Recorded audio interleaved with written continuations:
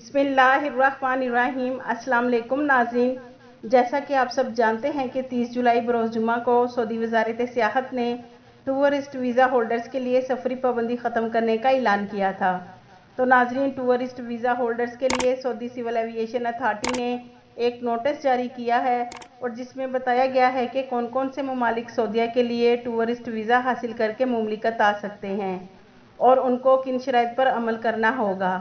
नाज़रीन, सरकारी खबरसाई agency SPA के मुताबिक सऊदी सिविल एविएशन ने सऊदीया में मौजूद तमाम फ़िज़ाई कंपनियों को तहरीरी तौर पर आगाह कर दिया है कि टूरिस्ट वीज़ा होल्डर्स वज़ारत सेहत की तरफ से मंजूर शुदा 4 वैक्सीन में से कोई एक वैक्सीन की मुकम्मल 2 डोज कर चुके हों, उन्हें ही मुमलिकत लाया जा सकता है।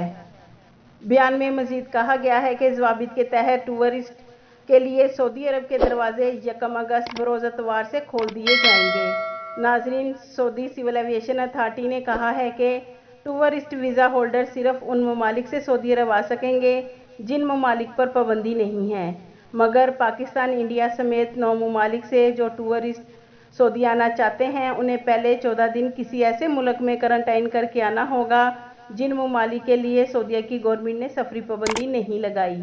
तो नाज़रीन, टूरिस्ट वीज़ा होल्डर्स उन ममालिक से 1 अगस्त से सऊदी आएंगे जिन ममालिक पर सफरी पाबंदी नहीं है। आपके कीमती वक्त का शुक्रिया।